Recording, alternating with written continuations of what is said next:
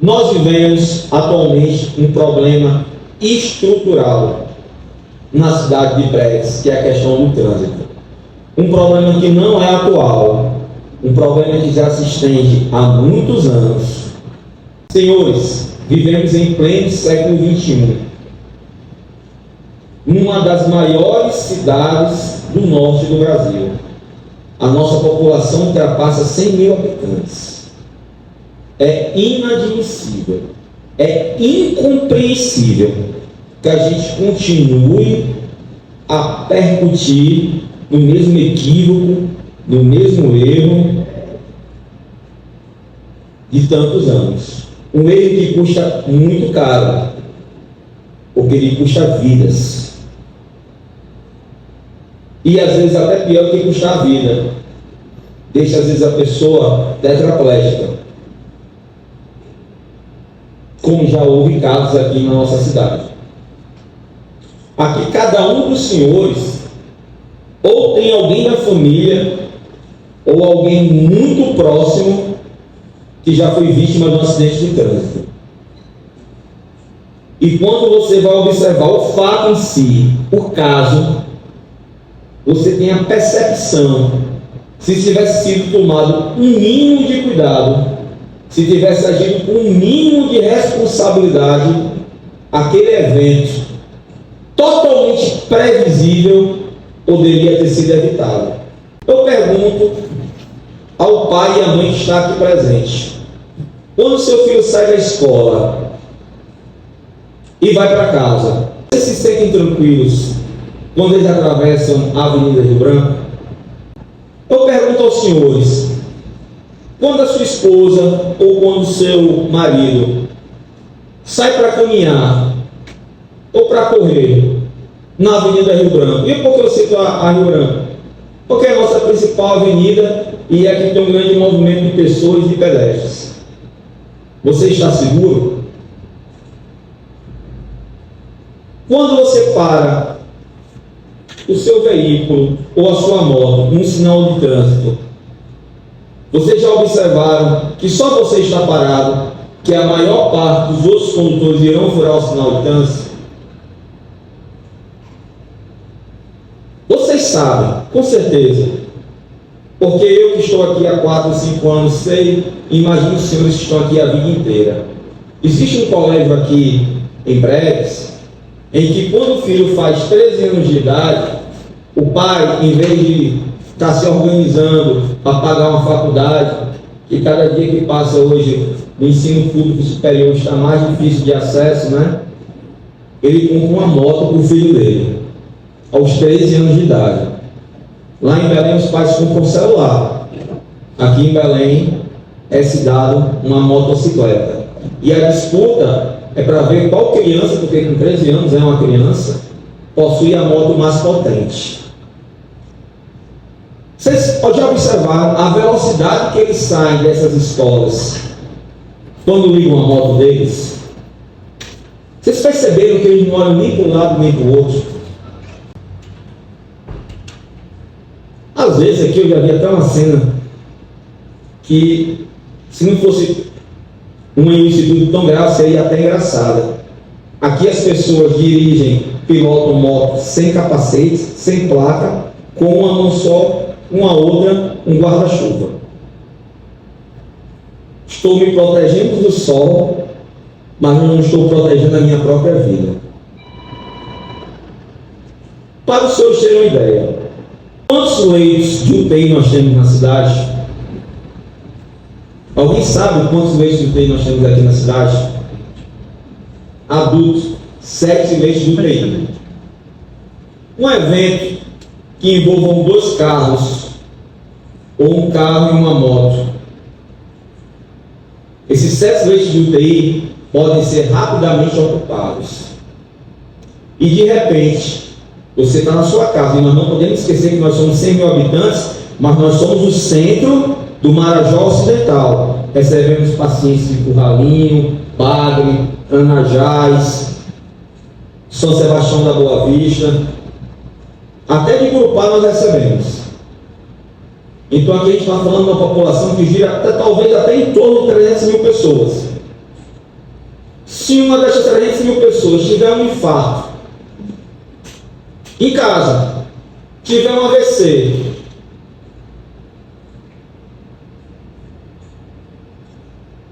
em que leito de UTI eu irei colocá-lo?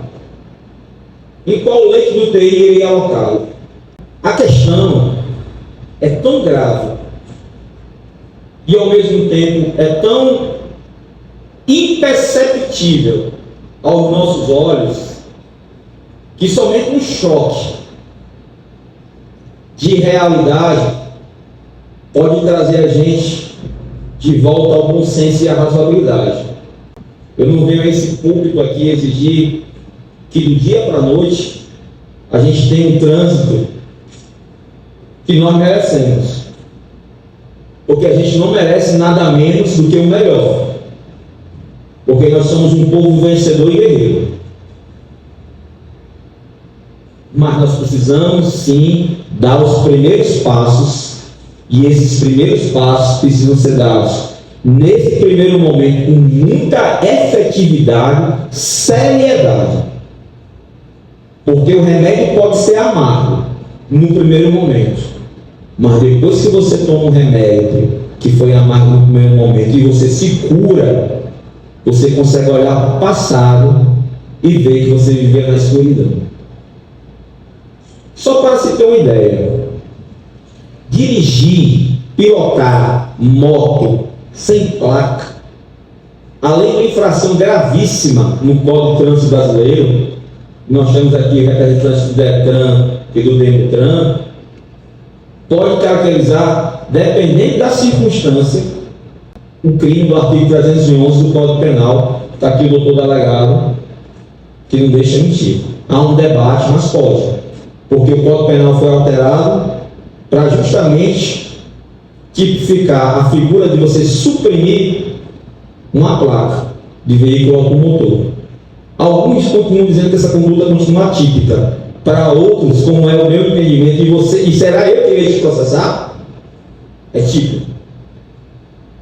Porque eu faço uma leitura do tipo penal e a interpretação teleológica, para mim, que é a busca do bem comum, é que sim, se o cara suprime uma moto, uma placa de uma moto, bem intencionado ele não está. Vocês já pararam para pensar? Aqui, alguém já teve um familiar que foi vítima de furto ou de roubo de uma moto? Não, já, com certeza. Como alguém pode recuperar uma moto aqui em Breves? Se que assim que é furtada uma moto, é retirada a placa dela.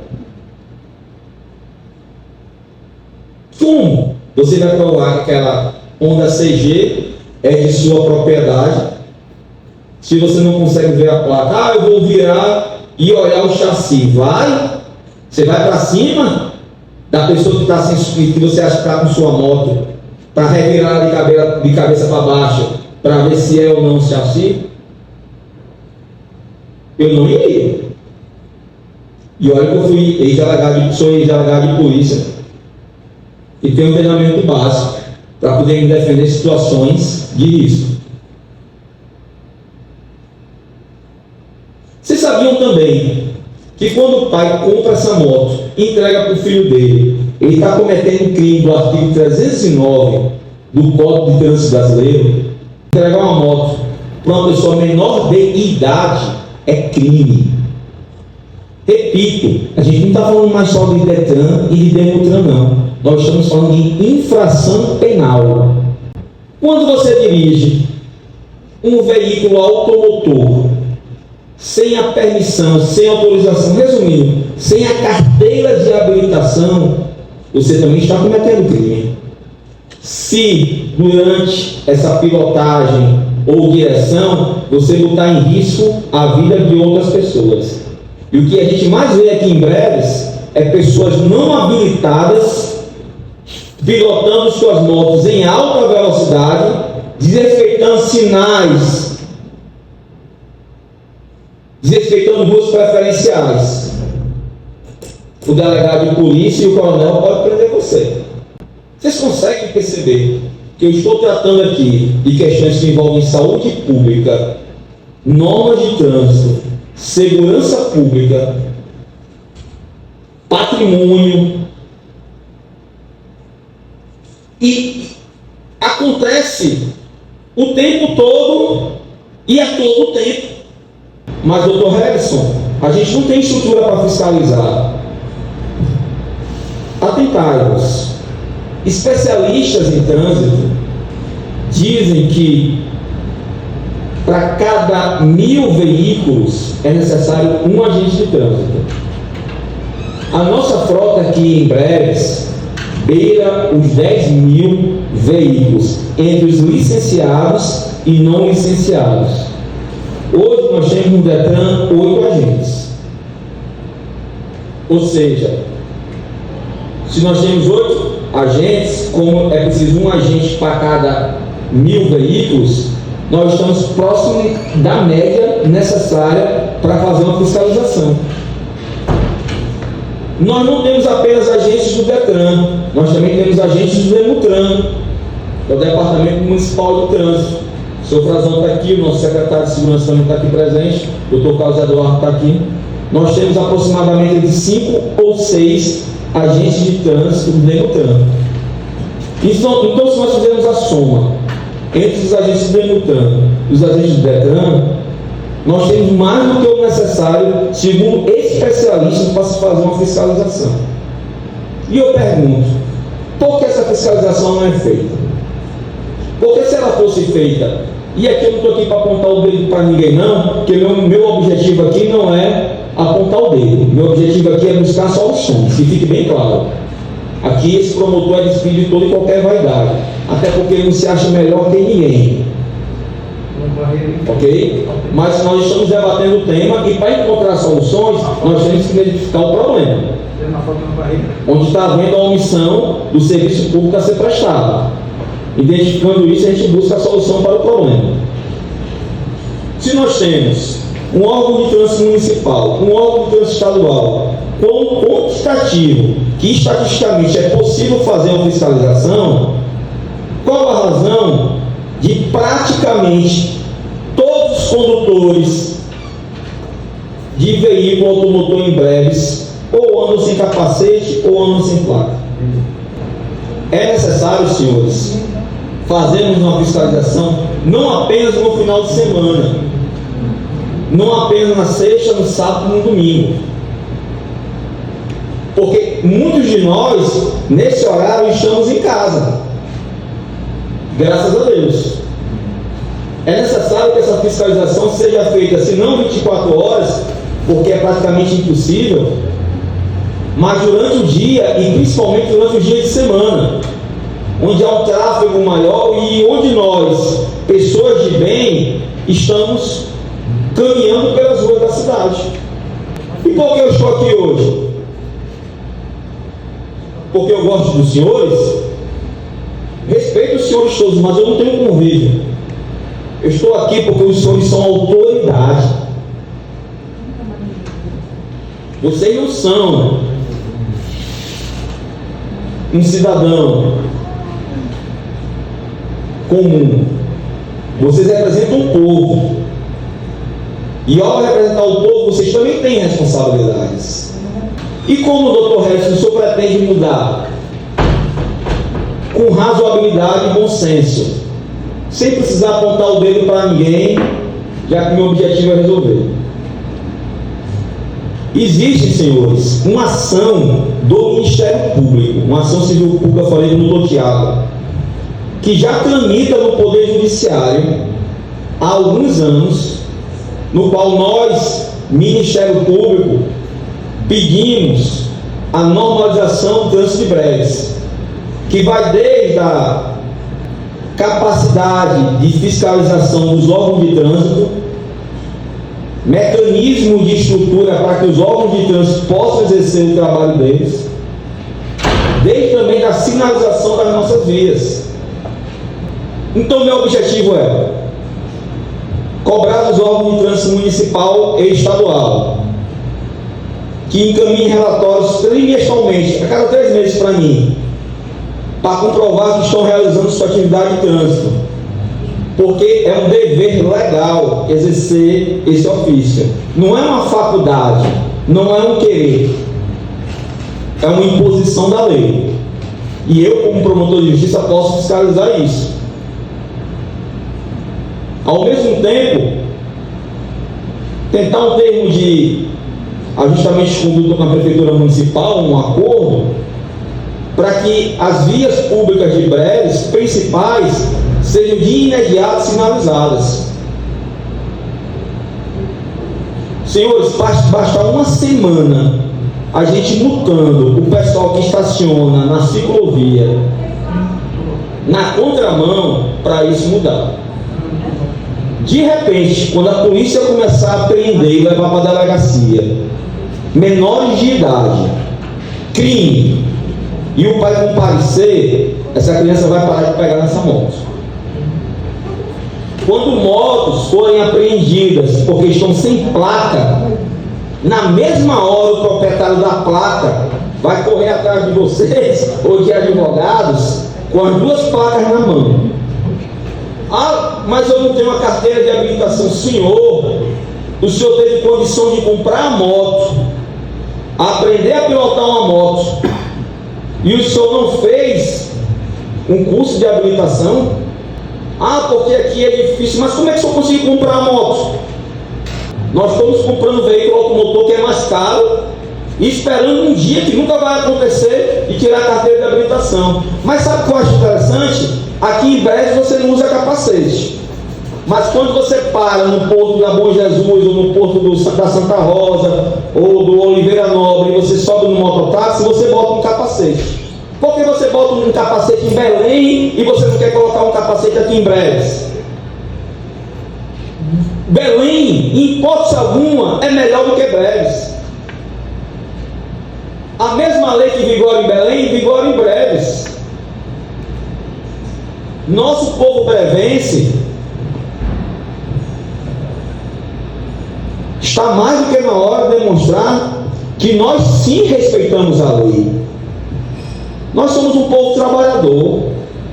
Olha, sinceramente, aqui os índices de criminalidade são relativamente baixos, você sabia? Quando você compara a outras cidades.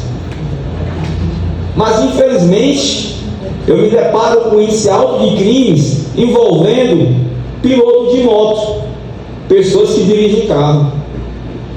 A estrada nova ali por rumo do aeroporto, onde tem um radar, que deveria ser uma melhoria para vocês poderem pegar a pé dos senhores no final de semana, acabou virando uma estrada marcada pela morte. Na primeira ou na segunda semana em que ela foi asfaltada, nós tivemos 2 ou 3 acidentes fatais.